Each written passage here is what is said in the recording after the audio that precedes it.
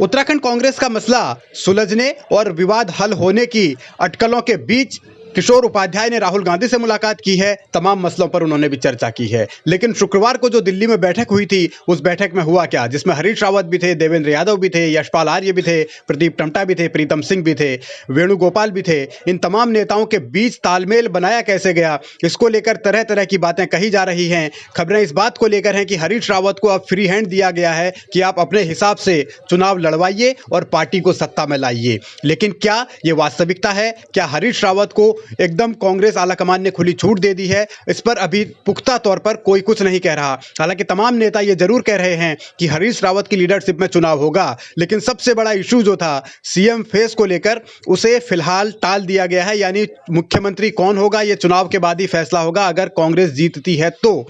और ये इसलिए क्योंकि अगर उत्तराखंड में सीएम फेस डिक्लेयर होता है तो उसके बाद पंजाब में भी एक विवाद खड़ा होने की आशंका है। यानी वहां भी चन्नी और सिद्धू में जो लड़ाई चल रही है, उस लड़ाई को और ज्यादा बल मिलने की उम्मीद है। इसीलिए उत्तराखंड में फिलहाल मुख्यमंत्री का चेहरा घोषित नहीं किया जाएगा। देवेंद्र यादव को यह नसीहत दी गई है, ये खबरें हैं आला कमान की ओर से, कि आप सिर्फ एक जिस तरीके से आपकी भूमिका है एक प्रभारी की, उसी भूमिका में रहिए, वहां प्लेयर बनने की कोशिश मत कीजिए। और यही सियासी लड़ाई भी थी कि देवेंद्र यादव क्या माहौल खराब कर रहे हैं, क्या वो जरूरत से ज्यादा दखल अंदाजी कर रहे हैं। इसीलिए हरीश रावत को यह कहा गया है कि वो अब अपने हिसाब से काम करेंगे, देवेंद्र यादव सिर्फ और सिर्फ देखभाल करेंगे। लेकिन सवाल ये कि क्या ये मुमकिन हो पाएगा, क्योंकि गुटबाजी जिस तरीके की चल रही है, देवेंद्र यादव ने जिस तरीके से हस्तक्षेप किया है, वो चुप बैठ पाएंगे क्या? उनका जो सहयोगी गुट है, क्या वो शांत रह पाएगा? इसको लेकर अटकलें हैं, चर्चाएं हैं। लेकिन खबरें यह भी हैं कि तमाम नेताओं को राहुल गांधी ने फटकार भी लगाई है, एकजुटता का पाठ पढ़ाया है। लेकिन साथ में हरीश रावत को भी यह हिदायत दी गई है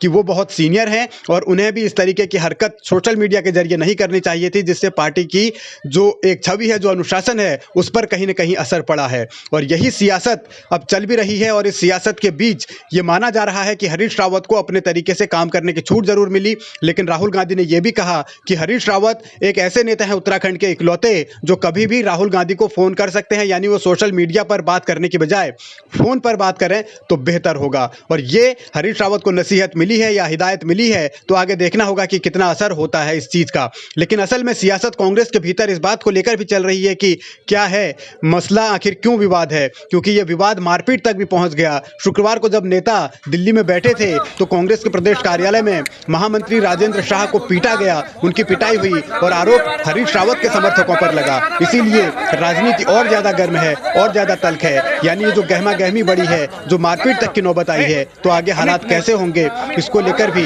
एक बहुत गंभीर सवाल खड़े हो रहे हैं। बार-बार गाली दे रहा, क्या लगता है, क्या मतलब है इसका? इसने गाली दी, अरे निकलने गाली दी, ये मतलब तुम बोलने लाके है, बुला के बोलने भेजेंगे रावत जी हो यार। ऐसे कांग्रेस कौन के आगे बताइए? हरीश रावत जी यहाँ पिटवाने के लिए भेजेंगे कांग्रेस को? हरीश रावत जी ने नहीं भेजा। हरीश रावत जी क्या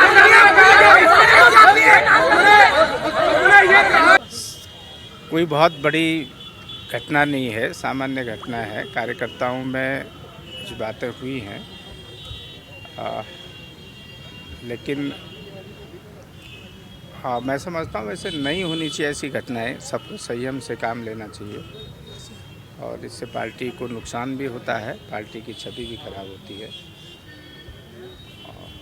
कोशिश की जाए कि ऐसी घटनाएं न हो दोबारा।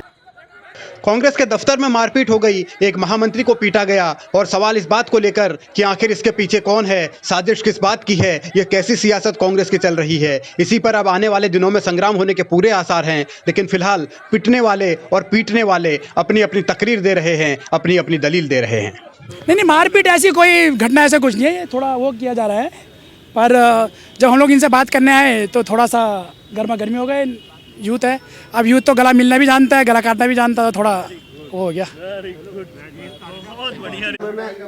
इसमें मैं हर तरह की कार्रवाई करूंगा। मैं ज़रा सा अपने जो राज्य के नेता हैं उनसे मैं ज़रा बात कर लूं, और बात करने के बाद, क्योंकि ये साधारण घटना नहीं है, ये सीधे सीधे जो है कांग्रेस मुख्यालय में आकर हाथापाई करना, ये सीधे सीधे मैं समझता हूँ सीधे सीधे इसको गुंडागर्दी कहा जाएगा। कि इस तरह से अगर आप किसी प्रदेश के पदाधिकारी के ऊपर अगर हाथ उठाएंगे, जिसका वीडियो तमाम लोगों पर है, तमाम वहाँ पर चैनल के लोग भी यहाँ पर थे, उनके पास भी ये वीडियो है, तो मैं एक ही बात कह रहा हूँ कि मैंने कोई इस तरह की टिप्पणी नहीं की और उसके बावजूद भी आप हाथापाई पे उतर रहे हैं, तो कहीं ना कहीं ये इस उत्तराखंड जैसे राज्य के लिए बहुत दुर्भाग्यपूर्ण है।